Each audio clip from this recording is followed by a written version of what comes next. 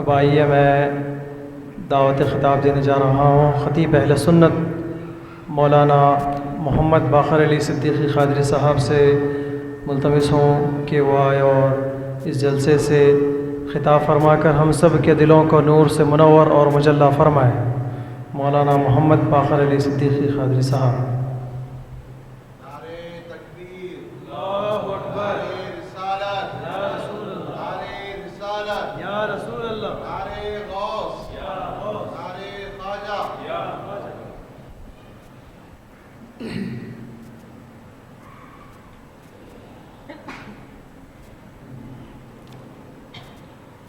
السلام علیکم ورحمۃ اللہ وبرکاتہ۔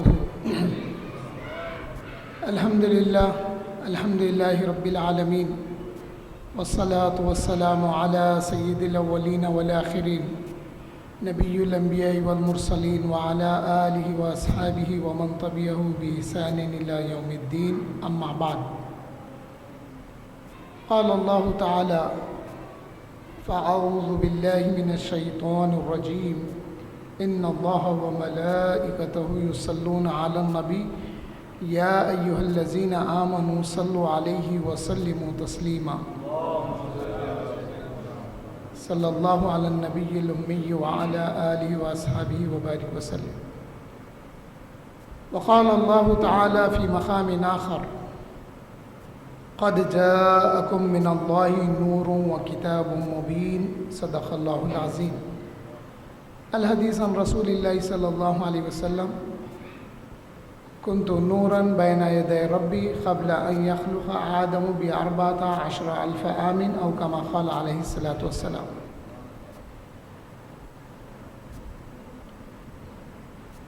بلا تمہید، حاضرین محترم، ابھی جس آیت کریمہ کا میں نے شرف تلاوت حاصل کیا ہے، اس میں اللہ جل شانہ فرماتے ہیں قد جاءکم، تحقیق بے شک تمہارے پاس آ گیا، من اللہ نور، اللہ کی طرف سے نور، و کتاب مبین، و کتاب مبین۔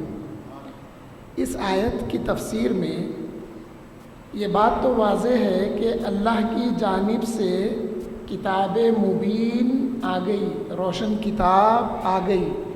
اب یہ روشن کتاب کیا ہے؟ یہ قرآن کریم ہے۔ پھر اس کے ساتھ نور کا بھی ذکر ہے۔ اس کتاب سے پہلے اللہ نے نور کا ذکر فرمایا قد جاءکم من اللہ نور، نور کا ذکر کرنے کے بعد میں فرمایا کہ کتاب مبین، ایک روشن کتاب آ گئی۔ تو معلوم یہ ہوا، مفسرین نے اس کی تفسیر میں نور سے مراد حضور اکرم صلی اللہ علیہ وسلم کی ذات گرامی لیا ہے، اور روشن کتاب یعنی قرآن کریم ہے۔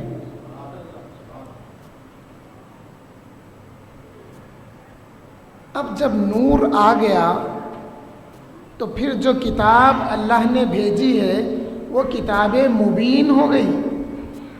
نور کی چمک کی وجہ سے، نور کی نورانیت کی وجہ سے اب یہ جو کتاب اللہ نے بھیجی تھی وہ کتاب مبین ہو گئی، روشن کتاب ہو گئی۔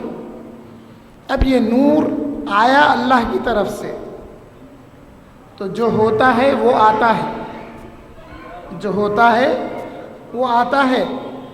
آپ کا ہمارا ایمان ہے جو نص قطعی سے ثابت ہے، یعنی قرآن کریم سے ثابت ہے کہ حضور صلی اللہ علیہ وسلم آخری نبی ہیں اور خاتم الانبیاء والمرسلین ہیں۔ اب کوئی نبی آقا کے بعد آنے والا نہیں ہے۔ اور آقا نے یہ بھی فرمایا تھا اگر میرے بعد کوئی اگر نبی ہوتا تو وہ عمر ہوتے۔ تو اس کا مطلب یہ ہے کہ اب کوئی نبی نہیں ہے، میرے آنے کے بعد اب کوئی نبی نہیں ہے۔ اب نبوت کا دروازہ حضور صلی اللہ علیہ وسلم نے بند کر دیا۔ اب اگر کوئی نبوت کا دعویٰ کرتا ہے یا نبی کا دعویٰ کرتا ہے نبی ہونے کا، تو وہ کذاب ہے اور وہ دجال ہے۔ اب نبی کا دعویٰ کوئی نہیں کر سکتا، یہ بات واضح ہے۔ اب یہ جو نور ہے یہ آیا کہاں سے؟ تھا تو آیا، جو تھا سو آیا، جو پہلے سے تھا اللہ نے اسی کو بھیجا ہے۔ حضور صلی اللہ علیہ وسلم سے پوچھا گیا، یا رسول اللہ صلی اللہ علیہ وسلم آپ کو نبوت کب ملی؟ آقا نے فرمایا میں اس وقت سے نبی ہوں ابھی آدم مٹی اور پانی کے درمیان میں تھے۔ ایک روایت میں آیا کہ بین الجسدی والروح، ابھی آدم جسم اور روح کے درمیانی منزل میں تھے، یعنی حضور حضرت آدم کے وجود سے پہلے، حضرت آدم کی تخلیق سے پہلے حضور نے فرمایا کہ میں اس وقت بھی نبی تھا۔ تو پتہ یہ چلا آپ کے میرے آقا پہلے نبی اور آخر نبی، پہلے نبی بھی آپ کے میرے آقا، آخری نبی بھی آپ کے میرے آقا۔ حاضرین محترم، اللہ جل شانہ خود نور ہے، اللہ جل شانہ خود نور ہے، اس لیے آقا نے فرمایا معراج میں نے اللہ کو دیکھا، میں نے ایک مکمل نور کو دیکھا فرمائے، اور پھر آقا نے فرمایا میرے دل نے، میری آنکھوں نے اس کو دیکھا، اس نور کو دیکھا، اور میرے دل نے اس کی تصدیق کی۔ تو پتہ یہ چلا کہ حضور صلی اللہ علیہ وسلم نے اللہ کا دیدار کیا، اللہ کا مشاہدہ کیا، اور حضور فرماتے میری آنکھوں نے دیکھا اور دل نے اقرار کیا۔ اس بات پہ میں ایک بات بتا کے پھر آگے آتا ہوں۔ اکثر نبی کی قوم نے اپنے نبیوں سے یہ عرض کیا تھا، جیسا حضرت موسیٰ کی قوم، اے موسیٰ علیہ السلام ہم آپ کے اللہ کو دیکھنا چاہتے ہیں۔ وہ بڑا قصہ ہے، لیکن صحابہ میں حضور کو دیکھنے کے بعد کسی نے یہ سوال نہیں کیا یا رسول اللہ ہم اللہ کو دیکھنا چاہتے ہیں۔ اس کی وجہ کیا ہوئی میں آگے بتاؤں گا اپنی تقریر میں۔ آپ مجھے یقین ہے آپ کی اپنی اتنی عمر ہو گئی ہے، نہ آپ کسی سے سنے ہوں گے نہ آپ پڑھے ہوں گے کہ کسی صحابی نے کہا یا رسول اللہ ہم اللہ کا دیدار کرنا چاہتے ہیں۔ کیوں؟ وہ صحابہ حضور کو دیکھنے کے بعد، حضور کو دیکھنے کے بعد ان کی یہ خواہش نہیں ہوئی کہ یا رسول اللہ جس نے آپ کو بھیجا ہے ہم اس کو دیکھنا چاہتے ہیں، اس لیے کہ یا رسول اللہ ہم نے پچھلے نبیوں کے بارے میں جو سنا تھا اس سے بڑھ کر آپ نے ہم کو دکھا دیا ہے، یا رسول اللہ آپ کو دیکھنا اللہ کا مشاہدہ کرنا ہے۔ اس لیے کہ آقا معراج شریف سے آنے کے بعد فرمایا تھا من رانی رأى الحق، اس کی تشریح صحیح مسلم اور صحیح بخاری میں مختلف الفاظ میں کی گئی ہے۔ لفظی معنی جس نے مجھے دیکھا اس نے حق کو دیکھا، جس نے مجھے دیکھا، جس نے محمد کو دیکھا اس نے خدا کو دیکھا، لفظی معنی ہے۔ اس کی تشریح یہ آئی کہ جس نے مجھے دیکھا اس نے خدا کے دیکھے ہوئے کو دیکھا۔ حاضرین محترم، اب آپ اگر اس کی مثال پوچھے سوال پیدا ہوتا حضور کو دیکھے تو پھر اللہ کو دیکھے کیسا ہو گیا؟ آج کل ڈاؤٹس بہت پیدا ہو رہے ہیں، کبھی ہماری طرف سے بھی ڈاؤٹس ہوتے، کبھی دوسرے بھی پیدا کرتے ڈاؤٹس۔ ایک بات میں بتاتا ہوں، حضور صلی اللہ علیہ وسلم جب حضرت ابوبکر صدیق رضی اللہ تعالیٰ عنہ کے ساتھ ہجرت فرمائی اور غار حرا میں، غار ثور میں حضور صلی اللہ علیہ وسلم کے ساتھ جو راتیں حضرت ابوبکر صدیق رضی اللہ تعالیٰ عنہ نے گزاری تھی، وہ اس کا اثر حضرت ابوبکر صدیق رضی اللہ تعالیٰ عنہ پر یہ ہوا تھا، جب مدینہ پہنچے تو اہل مدینہ یہ فرق نہیں کر پا رہے تھے کہ صدیق کون ہے اور نبی کون ہے۔ اس کی دلیل واضح ہے، یہ جذباتی بات نہیں ہے۔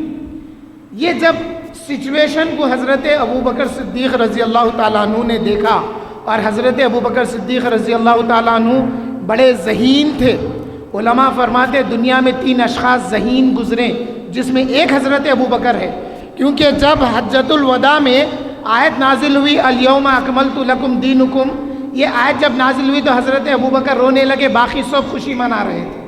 پوچھنے والے پوچھے اے ابوبکر خوشی کا موقع ہے، دین مکمل ہو گیا، خوشی کا اظہار ہے، عید کا دن ہے اور آپ رو رہے ہیں۔ تو حضرت ابوبکر عرض کیے ہاں میں سمجھتا ہوں جب دین مکمل ہو جاتا ہے تو اللہ اپنے نبی کو اپنے پاس بلا لیتا ہے، تو مجھے معلوم ہے، میں سمجھ گیا ہوں کہ اب اللہ کے رسول ہم میں موجود نہیں رہیں گے، وہ اللہ کی طرف چلے جائیں گے۔ یہ ہے حضرت ابوبکر۔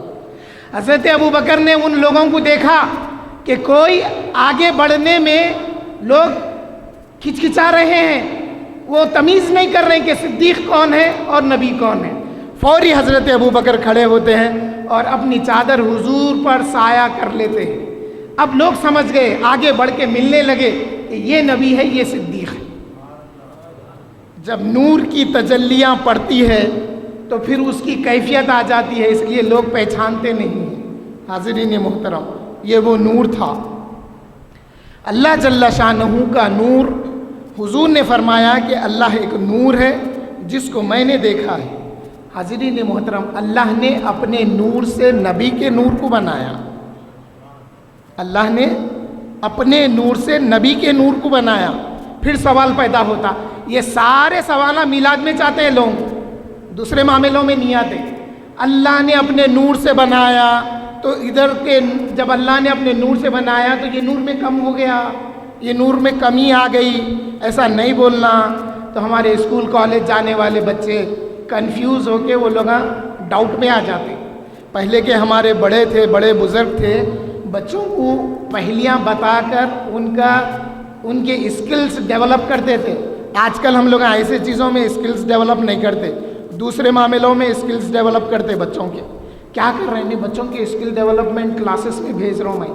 ارے بھائی، منطق اور فلسفہ بھی سکھائیے دین کا بچوں کو۔ امام اعظم کے پاس یہ مسئلہ آیا، امام اعظم جبھی جواب دے دیے لوگوں کو۔ امام اعظم فرمائے 2 موم بتی لاؤ بولے، 2 چراغ لاؤ بولے، یا 2 شمع لاؤ بولے، کینڈلز، آج ہم جو استعمال کرتے ہیں کینڈلز، یا پھر بلب سمجھے آج کے دور میں بلب۔ 2 کینڈلز لائے گئے، امام فرمائے کہ ایک کینڈل کو سلگاؤ، ایک کینڈل سلگائی گئی۔ امام دوسری کینڈل کو اس کینڈل سے لگاتے ہیں، لگانے پہ یہ دوسری کینڈل بھی جل اٹھتی ہے۔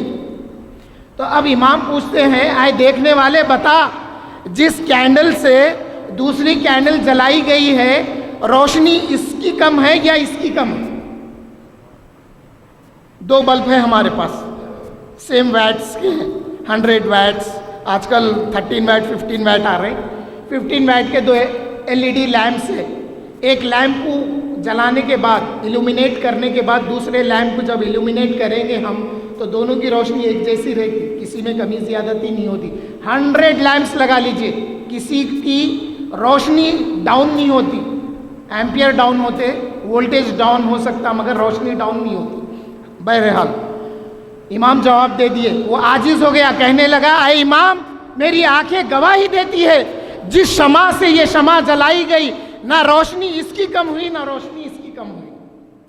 اللہ نے جب اپنے نور سے نبی کے نور کو بنایا، نہ اللہ جل شانہ کے نور میں کمی آئی، نہ جو نور بنایا گیا اس میں کمی آئی۔ حاضرین محترم، جب حضور صلی اللہ علیہ وسلم کے نور مبارک کو اللہ نے بنایا تو اس نور کو اپنے سامنے رکھا اور اللہ نے اس نور کو قرب کی منزل عطا کی۔ اللہ کا جو قرب ہے نا، قرب کی منزل عطا کی۔ پردے ہیں اللہ کے نور کے پردے ہیں، ان پردوں میں جب رکھا تو 12,000 سال نور محمدی صلی اللہ علیہ وسلم اللہ کی عبادت کرتا رہا۔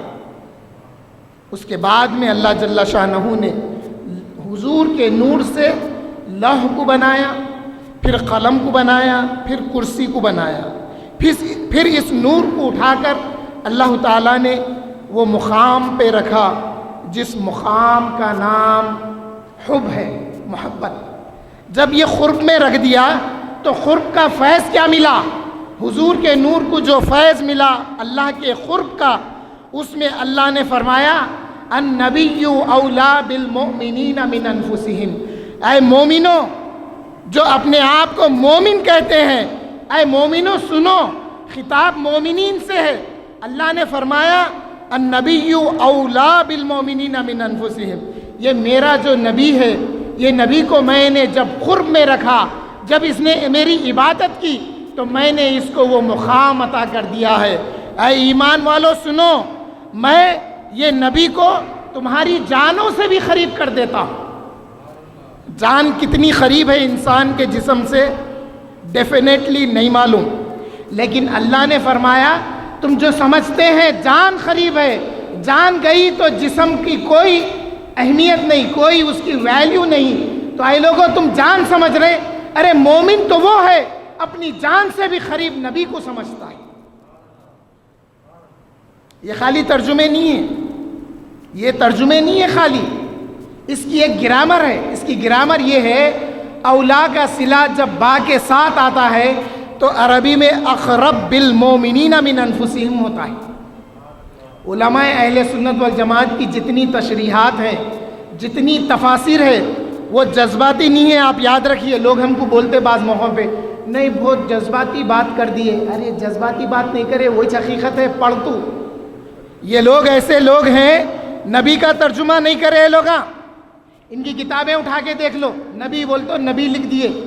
اعلیٰ حضرت کی وہ ذات مبارکہ ہے جنہوں نے نبی کا ترجمہ غیب بتانے والے کے کیے ہیں۔ آپ ڈکشنری میں دیکھیے، نبی کا ترجمہ ماریے غیب بتانے والے کا آتا، تو نبی غیب بتانے والے ہیں۔ تو اقرب بالمومنین من انفسہم، اللہ نے نبی کو مومنین کی جان سے بھی قریب کر دیا۔ پھر مقام حب میں رکھا، 1200 سال عبادت کرنے کے بعد پھر اللہ تعالیٰ نے وہ مقام حضور کو عطا کیا، جیسے اللہ فرماتے ہیں اے میرے پیارے محمد صلی اللہ علیہ وسلم، دنیا میں بہت سارے لوگ ہوں گے کہ ہم اللہ سے محبت رکھتے ہیں، اس کا دعویٰ کریں گے۔ اللہ فرمایا اے پیارے آپ کہہ دو قل ان کنتم تحبون اللہ، تم اللہ سے محبت کا دعویٰ کرتے ہو، فاتبعونی، تو تم میری اطاعت کرو، تو تم اللہ سے محبت کا دعویٰ جو کر رہے ہیں وہ پورا ہوگا۔ اللہ سے محبت کا دعویٰ اس وقت پورا ہوتا ہے جب نبی کی پیروی کرے، نبی کی اتباع کرے۔ تو حاضرین محترم، اللہ جل شانہ نے جب مخلوق کو بناتا گیا حضور کے نور سے، اس کے بعد میں لہو بن گیا، قلم بن گیا، عرش بن گیا، کرسی بن گئی، ملائکہ بن گئے، حاملین عرش کو اللہ نے بنا دیا، پھر سارے ملائکہ کو بنا دیا، پھر چاند کو بنا دیا، پھر سورج کو بنا دیا حضور کے نور سے، پھر جتنے جاندار ہیں سب بنا دیے گئے، اور پھر جب زمین اور آسمان بنا دیا اللہ تعالیٰ، زمینوں کے درمیان میں جب نور محمدی کو رکھا تو نور محمدی سے ساری زمین منور ہو گئی اور آسمان منور ہو گئے۔ پھر اس کی دلیل، آج کل دلیل بہت پوچھتے نا، پھر اس کی دلیل اللہ نور السماوات والارض، اس کا ایک تفسیر یہ بھی ہے اللہ زمین اور آسمانوں کا نور ہے، یہ بھی ہے اللہ زمین اور آسمان کو منور کرنے والا ہے، یہ بھی ہے اللہ وہ ہے جس نے نبی کے نور سے زمین اور آسمانوں کو منور کر دیا ہے۔ اس کے بعد میں پھر اللہ جل شانہ نے حضور اکرم صلی اللہ علیہ وسلم کا نور مبارک جب اللہ کی عبادت میں مشغول ہوا تو سارے ملائکہ حضور کے ذکر پر ذکر کرتے تھے۔ جو ذکر، جو عبادت حضور صلی اللہ علیہ وسلم اللہ جل شانہ کی جس طریقے سے فرماتے تھے، اس طریقے سے ملائکہ تسبیح بیان کرتے تھے اور اللہ کی تکبیر و تحمید بیان کرتے تھے جیسا حضور کرتے ہیں۔ پھر اللہ نے حضرت آدم علیہ السلام کی تخلیق فرمائی۔ جب حضرت آدم کی تخلیق ہوئی، حضرت آدم کے ماتھے میں اللہ نے نور محمدی صلی اللہ علیہ وسلم کو رکھ دیا۔ حاضرین محترم، یہ نور کا فیض کیا ہوا؟ یہ نور کا فیض وہ ہوا، اور جب حضرت آدم میں روح پھونکی گئی، حضرت آدم میں جب روح پھونکی گئی تو حضرت آدم کی نگاہیں اٹھی۔ روح آئی کہاں سے تھی؟ اللہ کی جانب سے آئی تھی۔ قل الروح من امر ربی، اس کا ایک معنی یہ بھی ہے کہ اے پیارے آپ کہہ دیجئے، آپ سے روح کے متعلق پوچھتے ہیں، وَيَسْأَلُونَكَ عَنِ الرُّوحِ، اے پیارے آپ سے روح کے بارے میں یہ پوچھ رہے ہیں، ارے ان کا تصور بھی نہیں جاتا روح کیا ہے۔ پیارے آپ ان کو بتا دیجئے، الروح من امر ربی، روح میرے رب کا ایک حکم ہے۔ اور روح کیا ہے؟ روح اسی کی زندہ رہتی ہے جس کے جسم میں اللہ تعالیٰ نور محمدی کو داخل کرتا ہے، اور جس کے جسم میں روح زندہ ہوتی ہے وہ حیات النبی کے صدقے میں وہ بھی زندہ رہتا ہے، کیونکہ نور نبی کو خاتمہ نہیں ہے، نور نبی کا فوت ہونا ناممکن ہے۔ تو جب نور آ جاتا ہے روح کے ساتھ تو وہ بھی زندہ ہوتا ہے، زندہ اولیاء کی طرح۔ حاضرین محترم، حضرت آدم جب نگاہیں اٹھائے تو عرش پر لکھا ہوا دیکھے، لا الہ الا اللہ محمد الرسول اللہ۔ یہ بات آپ سنتے آئے ہیں آج تک، لیکن آج میں آپ کو ایسی بات بتاؤں گا مرکزی مجلس اہل سنت والجماعت کے ریفرنس سے، شاید آپ یہ بات پہلی بار سنے ہوں گے، اور اس کی روایت مولا علی کے صاحبزادے امام حسین اور امام حسین کے صاحبزادے حضرت سید السجاد سید علی ابن حسین، جن کو امام زین العابدین کہا جاتا ہے، ان کے صاحبزادے حضرت محمد باقر، ان کے صاحبزادے حضرت جعفر صادق۔ آپ فرماتے ہیں حضور صلی اللہ علیہ وسلم سے پوچھا گیا، یعنی حضرت علی کرم اللہ وجہہ حضور سے پوچھے، یا رسول اللہ صلی اللہ علیہ وسلم عرش اعظم پر کیا لکھا ہے؟ یہ تو حضرت آدم کی نگاہ تھی اور یہ حضرت آدم کا کہنا تھا، میں نے دیکھا تو دیکھا کہ لا الہ الا اللہ محمد الرسول اللہ لکھا ہوا تھا۔ پھر اہل بیت کی روایت سے مولا علی پوچھے، یا رسول اللہ عرش پر کیا لکھا ہوا ہے آقا؟ آقا نے فرمایا عرش پر لکھا ہوا ہے لا الہ الا اللہ محمد رسول اللہ۔ ابو بکر الصدیق، عمر الفاروق، عثمان ذو النورین، علی المرتضی، کلمہ طیب کے ساتھ 4 خلفاء کے نام بھی عرش اعظم پر لکھے ہوئے ہیں۔ اور ایک بات سن لیجئے، آج اتنے جلسوں میں یہ نئی بات آپ کے لیے گوشے گزار کر رہا ہوں۔ لوائے حمد آپ سنے ہوں گے، لوائے حمد، لوا یعنی جھنڈا، حمد کا جھنڈا۔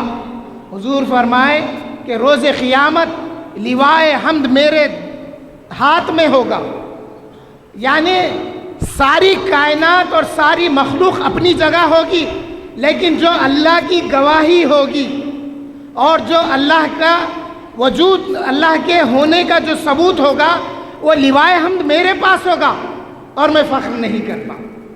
تو آقا کا فخر نہیں کرنا میرے یہ سمجھ میں آیا، آئے آقا ساری مخلوق میں آپ ہی تو تھے بہتر، جس کو اللہ نے اپنی لوائے حمد کا جھنڈا آپ کو عطا کیا ہے۔ آقا یہ آپ ہی کا حق تھا، یہ آپ ہی کا نصیب تھا، اس لیے آقا آپ فرماتے ہیں مجھے میرے لیے فخر کی بات نہیں ہے۔ تو جو ایلیجیبل ہوتا ہے وہ فخر کیا کرے گا؟ تو اس کے 3 شق ہیں، 3 شق یعنی ایک جھنڈا ایسا ہوتا ہے نا، تو اس کے 3 شق ہیں، 3 ٹکڑے ہیں، 3 کٹنگز ہیں۔ پہلی کٹنگ پہ لکھا ہوا ہے بسم اللہ الرحمن الرحیم اور سورہ فاتحہ۔ دوسری کٹنگ میں لکھا ہوا ہے لا الہ الا اللہ محمد رسول اللہ، اور تیسری کٹنگ میں خلفائے راشدین کے نام ہیں، ترتیب کے ساتھ ہے۔ پہلے حضرت ابو بکر کا ہے، دوسرا نام حضرت عمر کا ہے، تیسرا نام حضرت عثمان کا ہے، ترتیب کے ساتھ خلفاء کے نام ہیں۔ یہ بات یاد رکھیے حاضرین محترم۔ مرکزی مجلس اہل سنت والجماعت، جس کی صدارت آفتاب خطابت حضرت علامہ مولانا سید شجاعت علی سراج قادری دامت برکاتہم العالیہ فرماتے ہیں، یہ ایسی جماعت ہے جو صرف عقائد کی تبلیغ کرتی ہے، عقائد کی ترویج کرتی ہے اور عقائد کو پروموٹ کرتی ہے۔ ہمارا کام صرف عقائد بتانا ہے. بہت ساری جماعتیں ہیں حیدرآباد میں، نماز سکھاتے، سنتیں سکھاتے، حج کے کیمپ وغیرہ وغیرہ، بولنے کی ضرورت نہیں ہے، مگر کوئی جماعت ایسی نہیں ملے گی آپ کو جو عقائد سکھائے. اور کیسے عقائد؟ اہل سنت والجماعت کے عقائد جو قرآن اور حدیث سے ثابت ہے. اہل سنت والجماعت کے پاس باطل اقاویل اور تعویلات نہیں ہیں.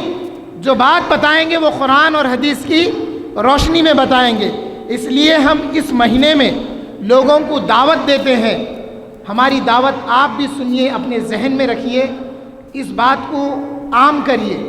دعوت کیا ہے بھائی؟ ربیع الاول کا مہینہ، میلاد النبی کا مہینہ.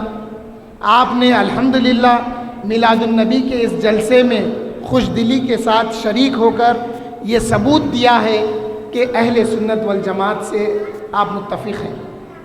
اس کے علاوہ لوگ محافل رکھتے ہیں، جلسے رکھتے ہیں سیرت النبی کے نام سے. سیرت النبی کے نام سے کوئی رکھتا ہے یوم رحمت للعالمین. آپ کو جب دعوت آتی ہے یا جب آپ دیکھتے ہیں تو آپ برملا جواب دینا. آپ یہ کہنا بھائی 15 اگست ہو یا 26 جنوری ہو، اس دن دیش کا جھنڈا چڑھانا پڑتا. اگر TRS کا جھنڈا چڑھائے یا کوئی نجی پارٹی اپنا جھنڈا چڑھائی، رولنگ پارٹی ہونے کے باوجود BJP اپنا جھنڈا نہیں چڑھا سکتی. اگر چڑھائے تو کیا ہوتے؟ باغی ہوتے. بھائی میلاد النبی کا مہینہ ہے، آپ اپنے جلسوں کا عنوان، آپ اپنی محافل کا عنوان میلاد النبی دو. یہ سیرت کے جلسے آپ سال بھر کرو، کس نے روکا؟ کس نے منع کیا؟ مگر میلاد کے مہینے میں میلاد کا نام دو. جو محفل کریں گے، درود کی محفل ہو چاہے جلسہ ہو، جو ہو، میلاد النبی کا نام دو بولنا. اور اس میلاد کے مہینے میں مرکزی مجلس اہل سنت والجماعت کی ایک خوبی یہ بھی ہے کہ ہم اس جلسے سے میسیج دیتے ہیں کہ حضور اکرم صلی اللہ علیہ وسلم کے آبا و اجداد کا بھی ذکر کریں. حضور کے آبا و اجداد کا بھی ذکر کریں. زندگی میں ہماری، دیکھیے ہماری زندگی 60-70 سال جو بھی ہے، بعض موقع آتے ہم اپنے باپ دادا کا ذکر فخر کے ساتھ کرتے. ارے کیا سمجھ رہے ہیں، میرے والد وہ تھے، ان کے والد وہ تھے کرتے. آتا وقت یا آئے گا وقت. لیکن جب ہم یہ ذکر کرتے ہیں تو ہمارے لیے یہ فرض ہے کہ حضور کے آبا و اجداد کا بھی ذکر کریں. کیوں کہ روز قیامت اگر پوچھ لیا جائے کہ اے بندے تو اپنے باپ دادا کا ذکر کیا، کیا تو نے نبی کے والدین کا بھی ذکر کیا کبھی زندگی میں؟ اتنی زندگی گزار کے آ گیا، کیا کبھی ان کا نام لیا؟ کیا ایک بار نام لیا؟ اگر پوچھ لیا جائے تو پھر ہمارے لیے سند بن جائے گی. حضور صلی اللہ علیہ وسلم غزوہ بدر میں جب آپ سواری پر سوار ہو کر جا رہے تھے تو آپ رجز پڑھتے تھے، انا النبی لا کذب انا ابن عبد المطلب. آقا فرماتے تھے اے لوگوں سنو، میں ایسی غیب کی خبر دینے والا ہوں جو خلاف نہیں ہوتی. کیوں کہ وہ رات میں حضور لکیر کھینچ کے بتا دیے تھے صحابہ کو، اے میرے صحابہ کم ہونے کا غم نہ کرو، میں لکیر ڈال کے بتا رہا ہوں، عتبہ یہاں گرے گا، ابو جہل یہاں گرے گا، لکیراں ڈال کے بتا دیے تھے آقا. تو آقا نے فرمایا انا النبی لا کذب. کذب جھوٹ. بچوں کے لیے بتاتا ہوں میں، جب حضور کی بارگاہ میں ادب کے الفاظ اگر ہم استعمال کریں گے تو نجی زندگی میں اللہ یہ توفیق دے گا کہ ہم اپنے بڑوں کے لیے بھی اچھے الفاظ استعمال کریں گے. آج کل کے یہ بدتمیزاں جو نبی کی ذات میں الفاظ اچھے نہیں استعمال کرتے نا، ان کی زبان سے آپ ضرور سنیں گے اللہ ان کے بڑوں کے لیے بھی ویسے الفاظ استعمال کرتا. کذب جھوٹ. تو ہم اب بات کیسا کریں گے؟ ایک بچہ غلط بیان ہی کرا، آپ کیا بولیں گے؟ ہم کیا بولیں گے؟ آئے بیٹے آپ جھوٹ بول رہے ہیں، ایسا نہیں بولنا بیٹے. جب بڑے بولیں گے تو جھوٹ بولیں گے، بڑوں کو بولیں گے آپ جھوٹ بول رہے ہیں بول کے نہیں. بڑوں کو بھوت ہو گیا تو یہ بولیں گے آپ خلاف واقعہ بول رہے ہیں، واقعہ ایسا نہیں ہے، آپ خلاف واقعہ بول رہے ہیں بولیں گے. یہ ادب ہے. تو میں بتا رہا تھا حضور فرمائے انا النبی لا کذب. اب ترجمہ کرنے والے میں جھوٹا نبی نہیں ہوں. ارے بدتمیز، تو جھوٹے کا لفظ نبی کے ساتھ کیوں لے رہا؟ نبی سے بڑھ کے بھی سچا کوئی کائنات میں ہو سکتا؟ نہیں. آقا فرما رہے ہیں میں ایسی غیب کی بات بتانے والا ہوں جو بعد میں بتاتا ہوں وہ خلاف واقعہ نہیں ہوتی. پھر آقا فرما رہے ہیں انا ابن عبد المطلب، میں عبد المطلب کا بیٹا ہوں، فرما رہے ہیں آقا. حاضرین محترم، اور حضور ایک موقع پہ فرماتے ہیں، حضور فرمائے انا محمد. حضور فرمائے آئے لوگوں معلوم ہے تم کو میں کون ہوں؟ میں محمد ہوں. اب آقا یہاں سے اپنے آبا و اجداد کے نام پڑھنے لگے، نام لوگوں کو سنانے لگے. آپ سے اگر ہو سکے تو آپ بھی ریپیٹ کریے، نہیں تو اپنی پوری سماعت کے ساتھ صحیح ناموں کو سن لیجیے. حضور فرماتے ہیں انا محمد، میں محمد ہوں، عبداللہ کا بیٹا. اور عبداللہ عبد المطلب کے بیٹے، عبد المطلب ہاشم کے بیٹے، ہاشم عبد مناف کے بیٹے. اس طرح سے حضور پورے 21 نام لیے. وہ نام کیا تھے؟ حضور فرمائے انا محمد بن عبداللہ بن عبد المطلب بن ہاشم بن عبد مناف بن خصی بن کلاب بن مرہ بن کعاب بن لوئی بن فہر بن غالب بن مالک بن کنانہ بن نظر بن خزیمہ بن مدرکہ بن مزر بن الیاس بن نزار بن معاد بن عدنان. یہ تقریباً 21 نام ہوتے ہیں حضور صلی اللہ علیہ وسلم کے آبا و اجداد کے.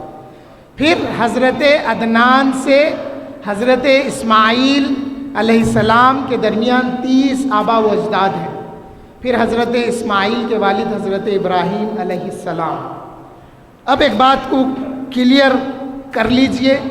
لوگ بتاتے ہیں سیرت پڑھ کے کیا بتاتے؟ یہ بتاتے نبی طائف میں زخمی ہوئے تھے، خون بہا تھا. حضرت ابراہیم کے والد کا نام آزر تھا، انہوں بت تراشی کرتے تھے.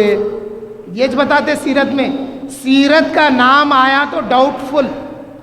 اگر سنی علماء حضور کی ولادت بیان کر کے جب سیرت بیان کرتے ہیں تو یہ بیان کرتے ہیں اے لوگوں نبی کے نور سے ساری کائنات بنی، نبی کے نور سے چاند بنا. جب نبی نے جھولے میں جب انگلی کا اشارہ کرتے تو چاند کبھی ادھر ہوتا کبھی ادھر ہوتا. حضرت عباس کہتے یا رسول اللہ میں آپ کو بچپن میں دیکھتا تھا آقا، میں سمجھتا تھا آقا آپ رو رہے ہیں، اور آپ جیسے جیسے انگلی کا اشارہ کرتے میں آسمان کی طرف دیکھتا. جب چاند ادھر ہوتا آپ انگلی کا اشارہ ادھر کرتے تو وہ چاند ادھر آ جاتا. یہ سیرت ہم بیان کرتے. آقا کے نور سے سورج بنا، آقا نے ڈوبے ہوئے خور کو عصر کیا. آقا نے ڈوبے ہوئے سورج کو جب اشارہ کیا تو سورج لوٹ کر آیا. کیوں؟ سورج جانتا تھا میرا وجود یہ نبی آخر الزمان کے وجہ سے ہے. ساری کائنات کا وجود نبی صلی اللہ علیہ وسلم سے ہے. ساری کائنات ساری مخلوق حضور کو پہچانتی تھی. ایک وہ انسان ہے جو حضور کی عظمتوں کو جانتے ہوئے بھی اقرار نہیں کرتا. اس کا علاج کچھ بھی نہیں. ایسوں کے لیے اللہ نے بہت بڑی جگہ بنا کے رکھا ہے. اس کے بعد میں اللہ پوچھیں گا حل من مزید، حل من مزید. اللہ سے عرض کرے کہ اے اللہ اور ہے تو بھیجاتے جائیے، میرے پاس گنجائش بہت ہے. اس کے بعد میں اللہ اپنا ختم مبارک رکھ کے اس کو سیل کر دے گا. تو حدیث میں لفظ آیا وہ جہنم کے سیل ہونے کے وقت ایک آواز آئے گا. جب اللہ اپنے ختم مبارک رکھ کے اس کو دبائیں گے تو قط قط قاف تو خاف تو ہم پڑھیں گے حدیث میں عباس پاشا کے پاس.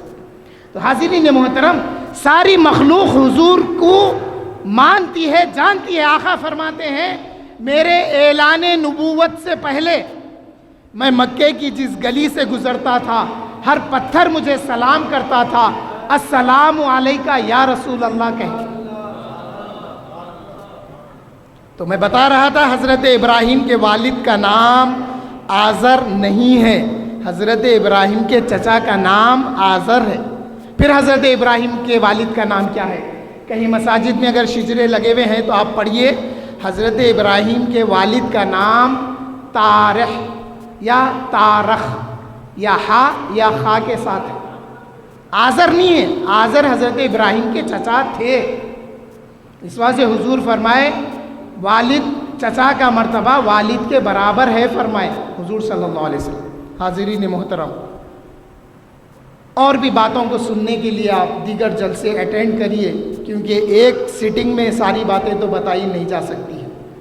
अहले सुन्नत वल जमात की ये दावत होती है कि हुजूर की मीलाद का ज़िक्र करें, हुजूर की मीलाद के मोजिज़े का ज़िक्र करें, ताकि हमारे दिल में हुजूर सल्लल्लाहु अलैहि वसल्लम की मोहब्बत आ जाए, और फिर हम जो काम करें वो आका की सुन्नत समझ के करें, तो उसके लिए हमें सुन्नत अदा करने का भी सवाब मिलेगा, आका की मोहब्बत भी मिलेगी। अब अगर कोई सवाल करा मीलाद मनाना सुन्नत कैसा है, सुन्नत किसको कहेंगे?